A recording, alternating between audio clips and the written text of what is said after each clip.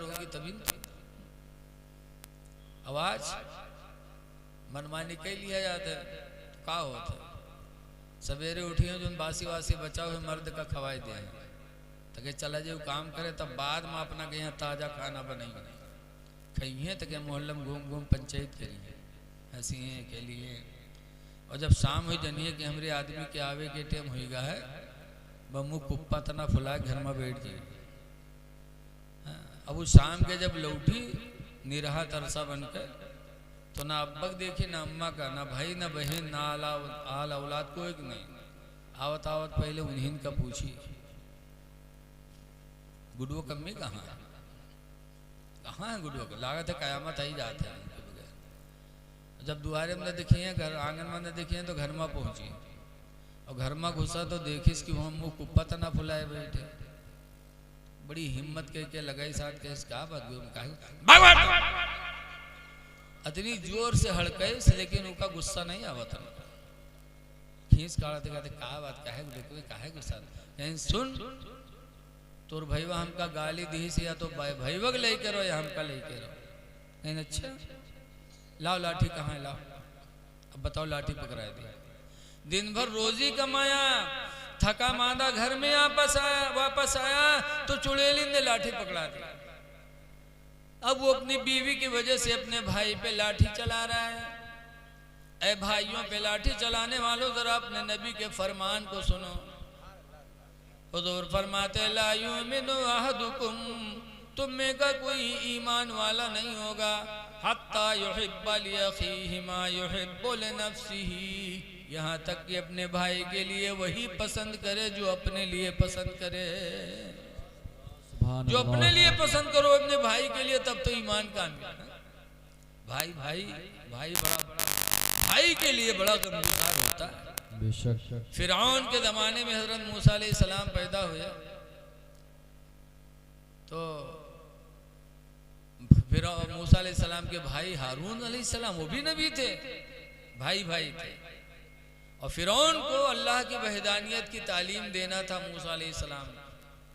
तब मूसा अलैहिस्सलाम को अल्लाह ताला ने फरमाया कि मूसा मेरी वहदानियत का पैगाम फिरौन के पास लेके जाओ और अकेले न ले जाना अपने भाई हारून को ले लेना।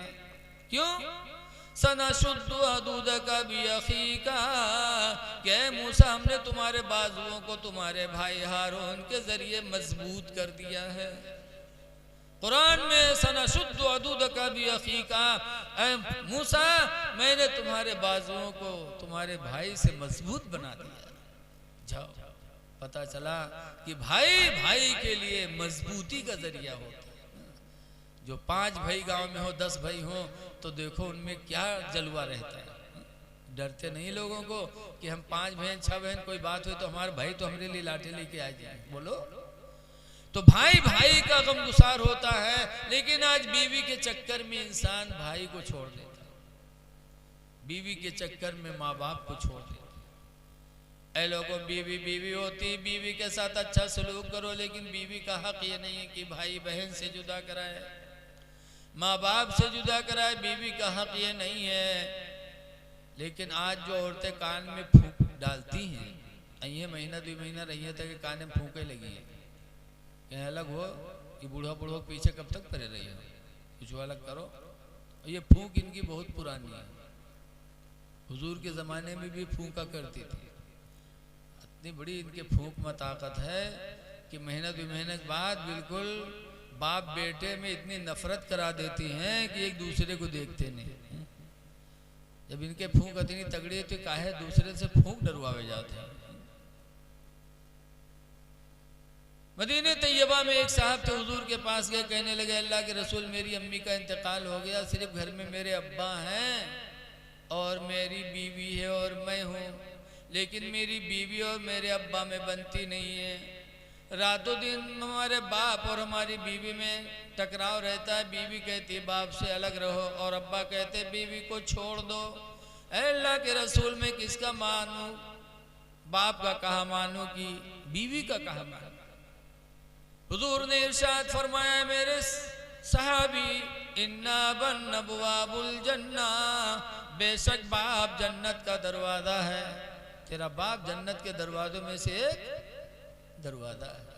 फ़इन शीता खुज़हा, तो अगर तू जन्नत को लेना चाहता तो ले ले, और बीवी का और बाप का कहा मान जा, बीवी को छोड़ दे।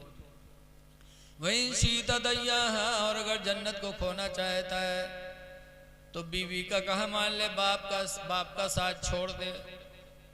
वो गए घर और अपनी बीवी को तलाक दे दिया। बीवी ने कहा मेरे प्यारे शोहर कौन सी गलती होगी कि आते आते तलाक दे दिया? तो उन्होंने कहा सुनो, तुम्हें छोड़ा हूं तो तुम्हारे बदले में दूसरी बीवी पा जाऊंगा, और अगर बाप का साथ छोड़ दूंगा तो कयामत तक बाप के बदले में दूसरा बाप नहीं पाऊंगा। ऐ लोगों, ये कन्फुनकियां इनकी उस जमाने में भी होती थी। लिहाजा बीवी के चक्कर में आकर के न भाई से रिश्ता तोड़ो, न बहन से रिश्ता तोड़ो, न माँ बाप से अलहदा हो। हाँ, बीवी का हक अदा करो। कुरान फरमाता आशिरुहुन्ना बिल मारूफ, उनके साथ अच्छा बर्ताव करो। क्यों? वो तुम्हारे निकाह में आ गई है तो उनके साथ अच्छा निकाह करो, उनके साथ अच्छा बर्तावा करो। इसीलिए एक हदीस में हुजूर फरमाते हैं कि जो खाओ बीवी को खिलाओ, जो पहनो बीवी को पहनाओ, और उसको बुरा भला न कहो। वला तज़रिबिल वजह, और उसके चेहरे पे न मारो। इस्लाम ने सबके हुकूक को बताया कि जो खाओ खिलाओ, जो पहनो पहनाओ, और उसके घर वालों को बुरा न कहो, और गलती करे तो चेहरे पे न मारो, इसलिए कि चेहरे को अल्लाह ताला ने सबसे हसीन बनाया है। कुरान में अल्लाह फरमाता लक़द खलक़नल इंसान फ़ी अहसन तक़वीम, यकीनन इंसान को हमने सबसे अच्छी सूरत में बनाया।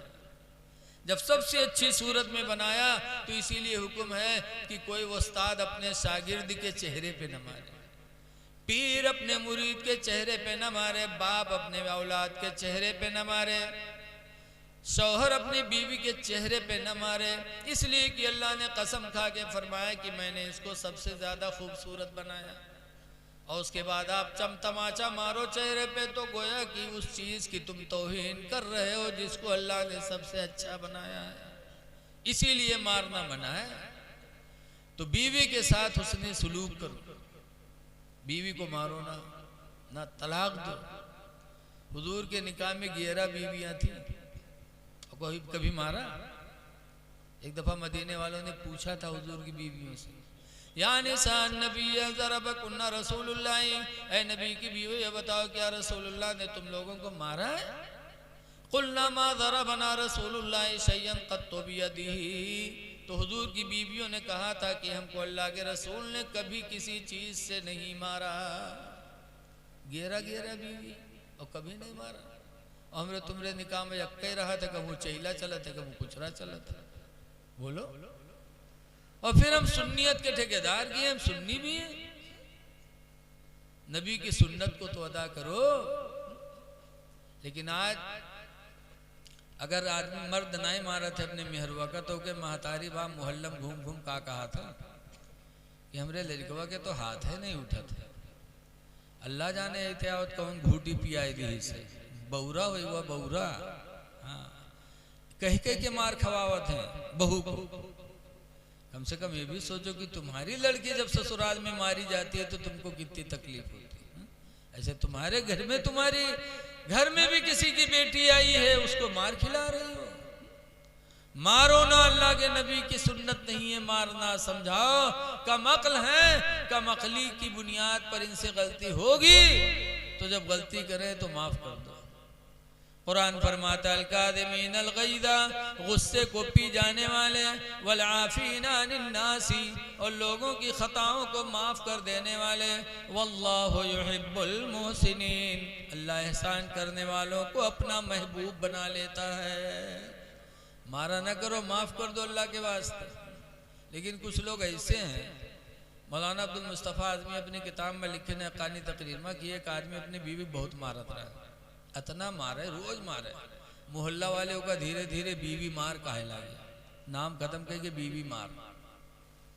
लेकिन वो बीवी ऐसे घराने की थी, उसके माँ बाप ने जब घर से रुखसत किया था तो कहा था बेटी शौहर के घर जा रही है, अल्लाह खुशी के दिन देगा तो शुक्र अदा करना, और अगर अल्लाह मुसीबत का दिन देगा तो सब्र करना।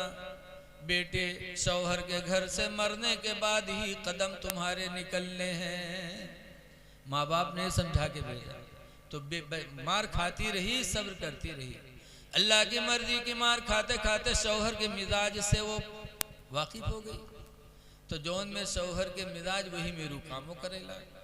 अब वही में जब काम करे लग तो मारपीट मामला बंद हो लग।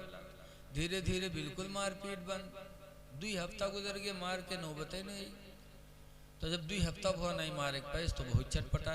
एक दिन सोचे साहब 2 हफ्ता होगा नहीं मारे, कसके मारी, कोई गलतियों नहीं मिलत है।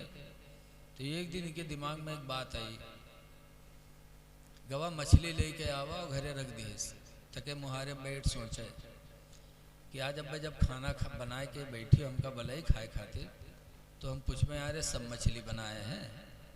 तो अगर कहीं हाँ सब बनाए हैं तो ये कह के मरबे कि सब काहे बना डाले रे, आधी मछली कल खाते रख दी थी, कल का कही बेरे।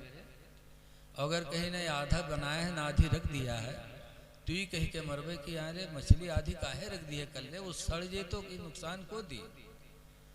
तो आज मारे खे सब बना डाली तो ये कह के मरबे कल खाते रखे काहे नहीं, अगर रख दे तो कहे काहे रख दे रहे, सड़ जे कि न सड़ जे, आज मारब जरूर। बनाए प्रोग्राम, बैठ मुहारे सोचे कि आज मारना है। जब खाना बनाया कि बीवी ने तैयार किया तब इसको बुलाया कि ये खा लीजिए। तो खाए गवा तो लाठी लेके गवा, जानत रहा आज मरहीन मारे गए। सब बनाई आधा बनाई, आज मरहीन मारे गए। गवा लाठी लेके बैठा, बीवी खाना ला के रखा बीवी ने। तो जब ये आगे खसके के बाद कहा थे अरे सब मछलियाँ बनाए हैं, तो मूढ़ हलाई से उठाई इस लाठी, कैसे अरे सब काहे बना डाले, आधा कल खाते रखते, कल का कहे बेरे, अरे भूल गई थी आधी मछली कल के लिए भी मैंने रख दिया। अब यू सट बना बनाओ प्रोग्राम सभी के फेल हुई हुआ। अब खाना सामने बैठ सोचे कि अब क्या करें, बहरहाल खाइस तो थोड़ा बहुत नाघे नहीं कि हलक से बना बनाओ प्रोग्राम खत्म होगा। थोड़ा बहुत खाइस तक उठ पड़ा। गर्मी का जमाना था तो बीवी ने आंगन में बिस्तर बिछा दिया था कि गर्मी है, बाहर मेरा शौहर सोएगा, आराम मिलेगा। जब बिछा दिया तो उस पर लेटा तो बीवी गई पैर दबाने लगी कि मेरा शौहर है, मेरे लिए दिन भर रोजी कमाया, थका मांदा है, पैर दबा दे। तो उन्हें एक औरत पैर दबाने लगे और उस जालिम वही प्रोग्राम में है परेशान कि आज हमारा मामला गड़बड़ाएगा। बड़ा सोचा इसे अत्ते में यह का आसमान पर एक लकीर नजर आई लंबी लंबी। तो बीवी से कहा थे अरे ये आसमान पर लकीर कैसे रे। तो औरतिया देखे तो कहे सु फरिश्तन के सड़क पर, कहीं फरिश्तन के सड़क पर कहीं ना, कहीं सारे दुश्मन तो फरिश्तन के सड़क के नीचे हमारे बिस्तरा बिछाए थी, अगर उनके मोटर फिसली तो हम मरब की बचब रे दुश्मन। वो उठाई लाठी पीठ बहाई दी। तो मौलाना अब्दुल मुस्तफ़ा आज़मी लिखते हैं कि इंसान बड़ा जिद्दी होता है। न मारो, अल्लाह के वास्ते इन पर रहम करो, अल्लाह ने इनको तुम्हारे पास अमानत के तौर पर दिया, इनकी कद्र करो। अल्लाह ताला से दुआ है कि मौला ताला हमें अपने नबी की सुन्नतों के मुताबिक ज़िंदगी गुजारने की तौफीक अता फरमाए, और आपस में मियाँ बीवी में जो लगाव होना चाहिए अल्लाह ताला वो लगाव पैदा करे। दुआ है कि होने वाले शादी को अल्लाह मुबारक फरमाए। अब अगला प्रोग्राम आपके सामने हमारे नाजिम साहब रखेंगे।